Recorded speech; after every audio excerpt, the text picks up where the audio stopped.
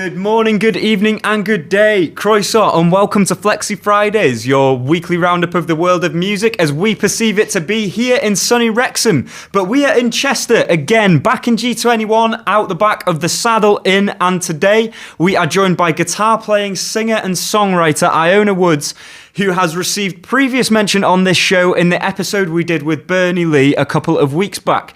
Good day to you, Iona, and how are you? I'm good, Maya. How are you doing? I'm doing good myself.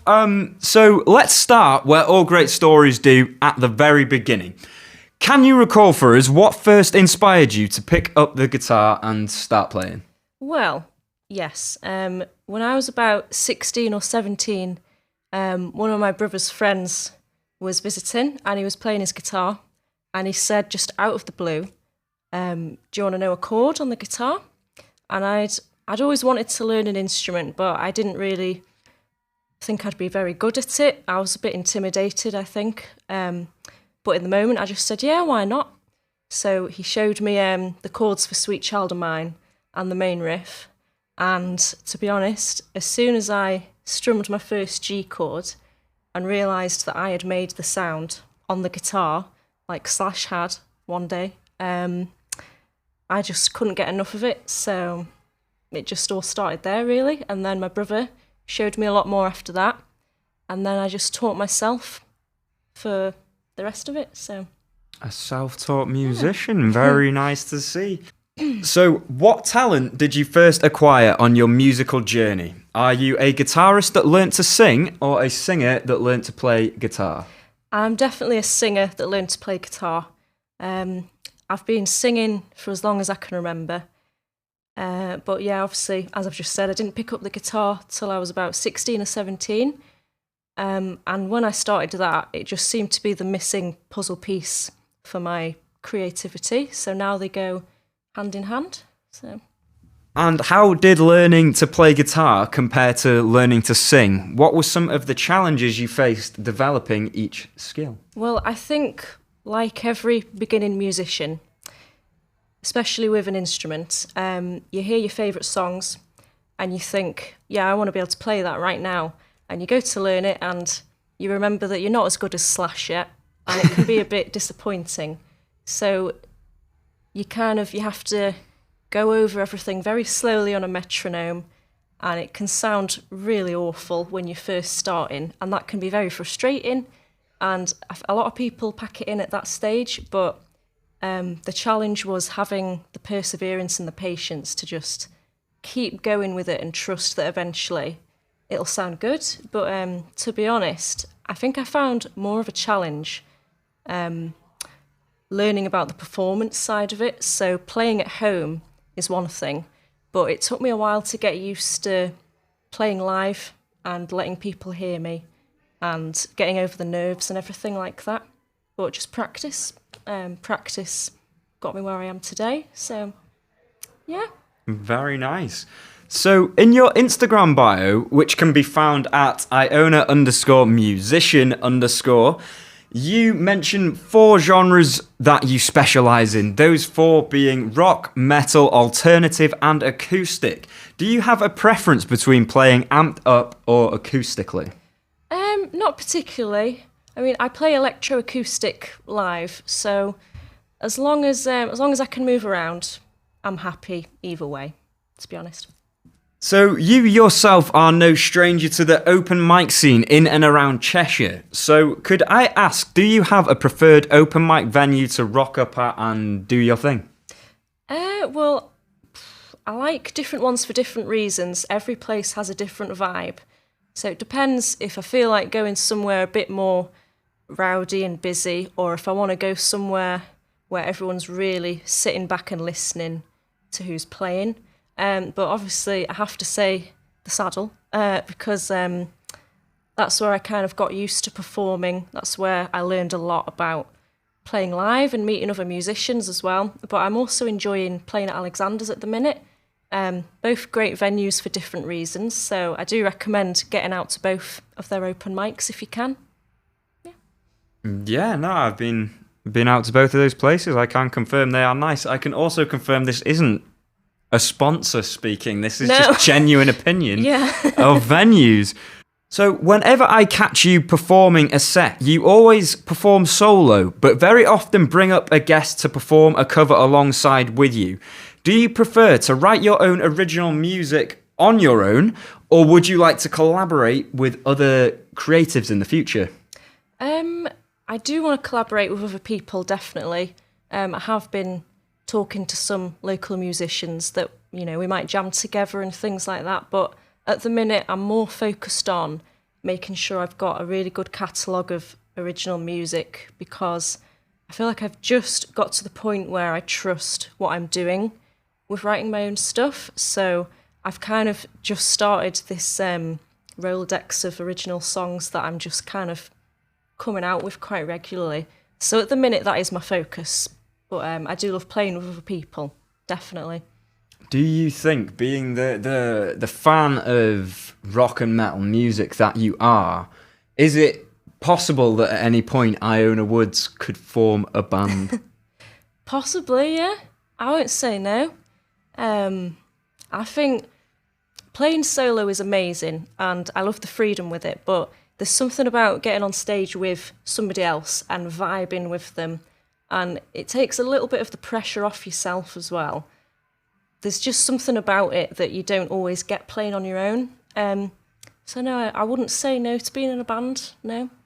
And do you mind if I ask you, what is some of the inspiration behind the lyrics of your original compositions? Yes, absolutely. So there's 2 original songs that I'm performing a lot at the moment. They're both quite personal. The first one is called Something's Missing, and that will probably be one of the most personal and emotional songs I'll ever write, to be honest. So I experienced my first big loss this year. I lost a very close friend of mine, and I was really struggling because there's a lot about what happened that I don't have answers to, and I may never actually get the answers to it. And I was really struggling to cope with that. It was really driving me quite mad, to be honest. So I just really had to not only get the thoughts out of myself and into something separate to try and deal with it. I just wanted to create a piece of art that I can go to whenever I want to think about my friend and honour them. And so I put it into this song, Something's Missing. And I've been in the studio a few weeks ago with my brother H, who runs No Cap Studios, and he produced it for me. And it was an emotional day, but he did amazing, honestly. And he's mixing and mastering it at the minute. So I'm going to be releasing that in a few weeks as well. So that's going to be a very special track. So yeah, that's Something's Missing. And then the one that I'm going to perform later is called Desperation. And Desperation is me kind of taking ownership of the negative impacts of me being very closed off with people in the past. So I've found it very hard to trust people over the years, and sometimes that's served me well and stopped me from being in dangerous situations or with dangerous people, but I'm aware of the fact that that can also make me look very aloof, and sometimes it might have hurt people that I didn't want to hurt. And it's me kind of accepting that that's what it's done in the past and just acknowledging it. And, it's just a declaration of my point of view of the mental kind of struggle I go through when I'm first trying to learn if I can trust someone, basically. So 2 very jolly songs. Yeah. Oh, I think you can certainly say from that the songs you write have meaning to you. They are a genuine message you want to convey in a way. And I think as well that it's quite cool how you manifested the ability to take a negative experience but turn it into some art that people will enjoy. Yeah. It is, in one way, that's a very literal way of taking a negative and turning it into a positive, which is always nice to see going on in the world. So I think I might know one answer to this question because you've name dropped this guy a couple of times earlier in the interview. But who are some of the musicians that you draw influence from when writing your music? Okay, so I listen to a range of stuff, from country to noughties emo to glam metal. But when I'm actually writing, I tend to always try and want to emulate the same kinds of bands. So I always go back to Incubus, Stone Temple Pilots, My Chemical Romance, Linkin Park, Black Sabbath as well. So a lot of people are used to hearing me play acoustically, but when I was first learning guitar, I was playing electric. So I was doing a lot of Guns N' Roses stuff. I was learning Def Leppard, Rammstein, obviously. Yeah, they're just a few bands that I like to take inspiration from. I thought you would say Slash. Oh, and Slash, I forgot. Oh my, he's like the reason I started playing guitar. Yeah, of course, Slash. Can't forget about Slash. Everyone loves Slash. So, as well as composing your own tunes, you also perform your own stripped-back versions of many well-known rock and metal anthems. Could you share with us what are some of your favourite songs to cover? Yes, I know straight up what the number one is, and that is Plush by Stone Temple Pilots, because the guitar is just so intricate and there's so many different parts to it, and it's just so fun to play on guitar. Rocket Queen by Guns N' Roses is another fun one as well. I will not play that live because I cannot do the solo, but the rest of it is very fun to play, definitely. And which songs, from your perspective, get the best audience response? Definitely Take On Me by a-ha. Everyone tries to sing the high note, which is amazing because then I don't have to do it. And also I Miss You by Blink-182. So I remember the first time I played that at Alexander's, everyone started screaming, "Where are you?" And it was so loud I couldn't hear myself sing because it was just, the room was full of Tom DeLonge voices screaming the verse back. So that always gets a good response. Yeah, I think that's because everyone's had it stuck in their head since the first time they heard it. So, is there a venue that you would have set the sights of your aspirations upon? A place that, if you were to play, would allow you to consider yourself an artist that has made it? Oh, that's a good one, that one. I mean, the main thing for me is as long as I can travel with the music, I'd love to travel overseas. There's not many venues specifically, but there's just a few that are sentimental to me. So, like O2 Academy Manchester, or the MEN Arena, which I think now is actually called the AO Arena. The AO Arena? I think it changed its name. It did change its name. I can't even remember what it was called last time I went there. Yeah.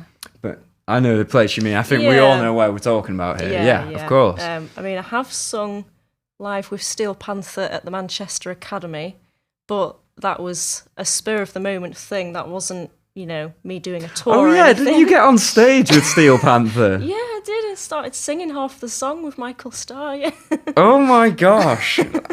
One of the best moments of my life. That is, I've always said for years before that happened that I wish I could perform a song with them live, and I always thought it'd be on guitar, but I was on stage because they always get girls on stage for certain songs, and Michael, who I've met a few times, just brought the mic to me and was like, "Go on, just sing the song."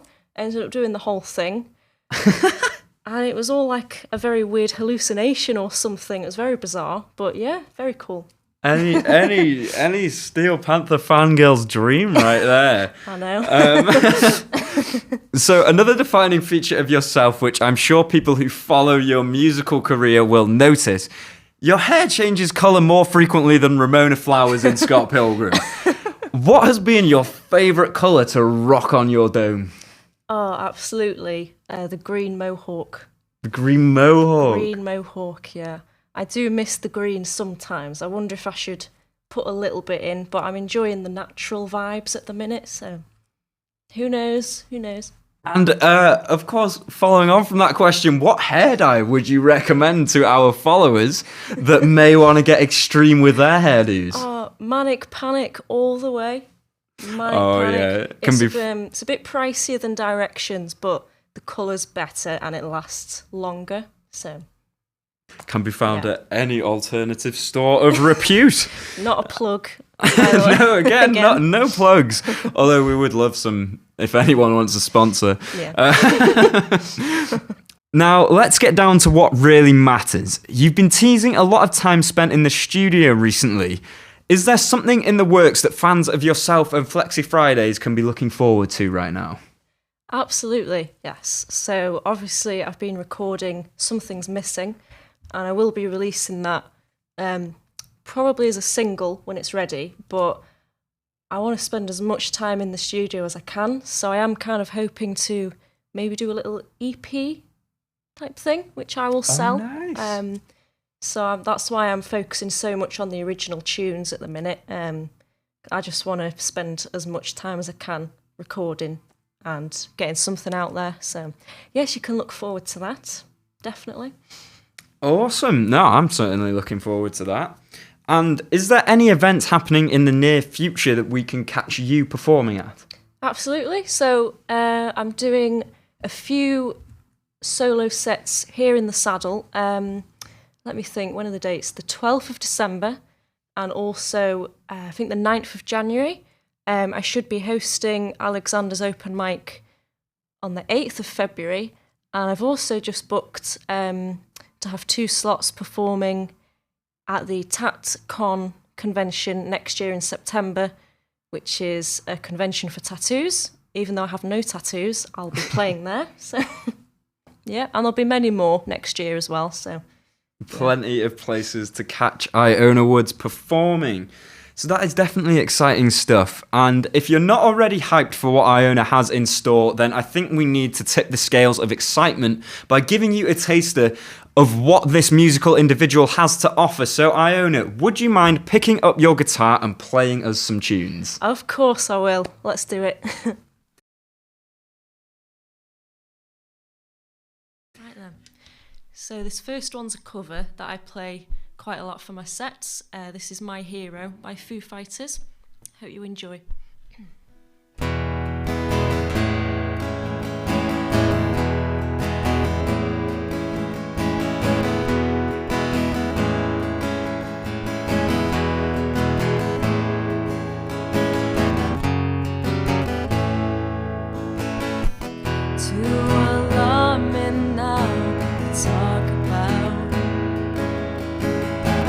Take your pictures down and shake it out. Truth or consequence, say it aloud. Use that evidence, racing around. There goes my hero, watch him as he goes.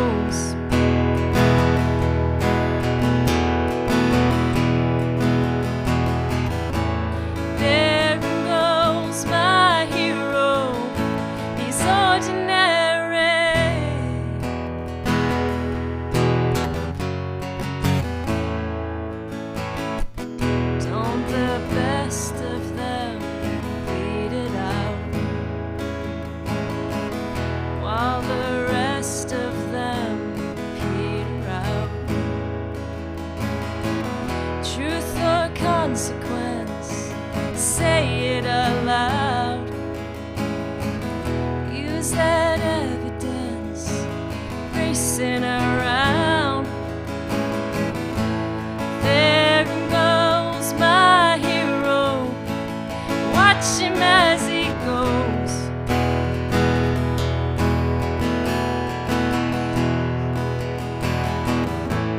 There goes my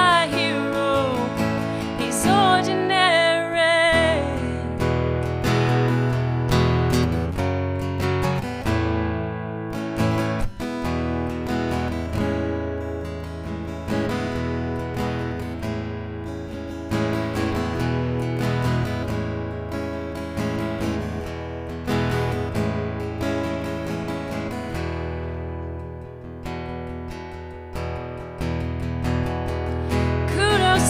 hero, leaving all the mess. You know my hero, the one that's on. There goes my hero, watch him as he goes.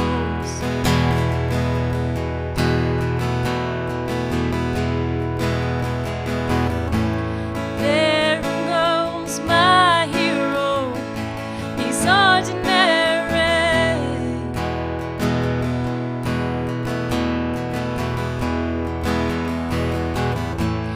There goes my hero, watch him as he goes.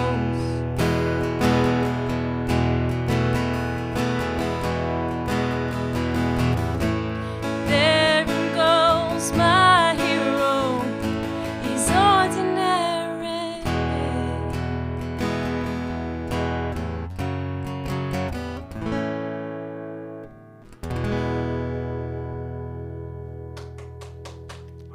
Thanks, Maya. Sick. Right, so this is my newest original. It's called Desperation.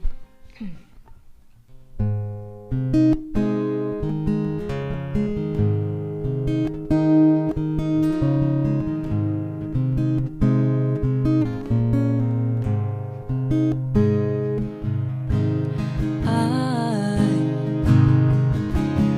sorry that I can't make up my mind.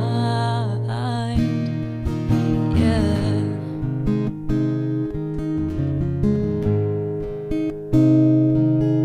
Just drive so I can steal glances in your eyes.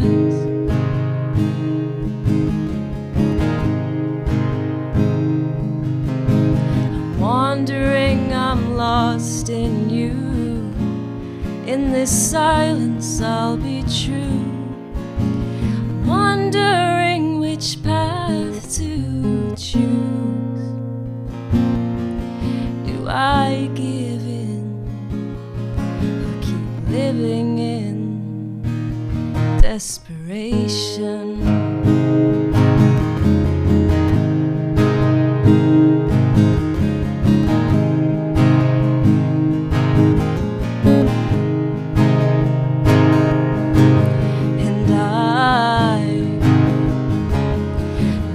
Too many moments pass me by. Yeah.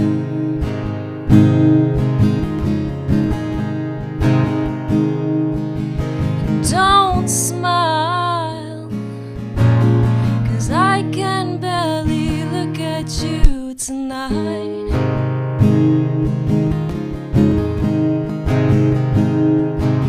Now I'm wandering, lost in you, till my mind is torn into pieces. I've tied in a bow for you. Now I'm wondering, do I give in or keep living in desperation?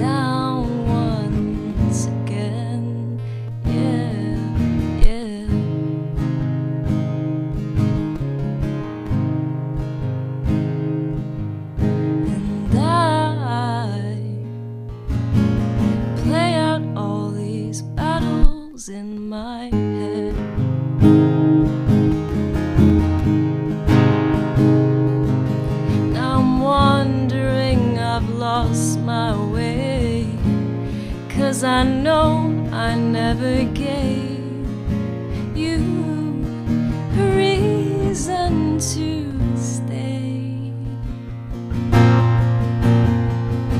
Do I give in, or do I keep living in?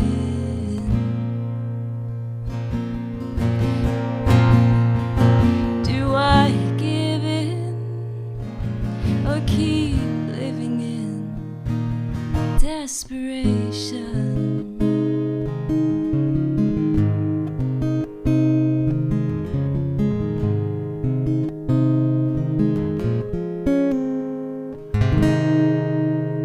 Thank you. Thanks.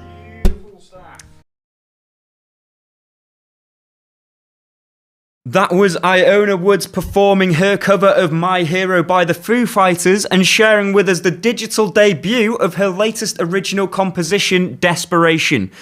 I thank you so much for allowing us to share your sound with our audience. And one question I would like to fire your way is, you recently performed at a fundraiser called We Shall Overcome. Could you tell us a bit about this experience and what We Shall Overcome is raising money for? So, We Shall Overcome is a yearly event that was put on at the Carlton and organised by Captain Andy, who is a busker who plays around Chester. And it's to help raise money for West Cheshire Food Bank. So they get a load of local performers to play, they make a weekend of it, and they raise money and food donations. So we ended up raising £455 and a lot of non-perishable food. And as someone who's had to rely on food banks in the past, I was really happy to be able to give a bit back. So yeah, it was a great weekend. Yeah, it was very good. I think it's always really good to see a good time contributing towards a good cause as well. And it's always fantastic to see musicians coming together to raise money for a worthy cause, especially when it's so hard to make money as a musician. Like, as musicians, you don't make much money for yourself, but you'll happily raise it for other people. Oh, yeah, absolutely. Yeah, and it's just lovely to see that within the entire arts community. So I believe that is as good a note as any upon which we should end this interview. But before we do, Iona, have you got any words for the audience of yourself and Flexy Fridays? I'd just like to thank Maya for interviewing me, first of all. Just if you could keep up with my social medias and keep an eye out for my performances and for the release of my original stuff. You won't be disappointed, and it all helps me out. So thank you for having me. Awesome, and support local music, of course. Absolutely. Well, thank you so much, Iona, for joining us on the show and sharing with us such a wonderful performance earlier on. Be sure to stay up to date on all things Iona Woods by following on Instagram at Iona_musician_ and on any of the other social medias linked in the description. This podcast has been brought to you by the one and only Flexy Records, and you can stay up to date on all things Flexy by following at Flexy Records UK on Instagram and Facebook. And be sure to subscribe to this YouTube channel for weekly music updates and interviews. Many thanks for taking the time to tune into our podcast over here. Your support really matters, and we appreciate it more than you know. Not only are you supporting an independent record label in a challenging industry, but you are also showing your support for up-and-coming artists that deserve more recognition, such as Iona Woods right here. Now, I'm going to stop babbling on until next week, and until then, ciao for now. Bye.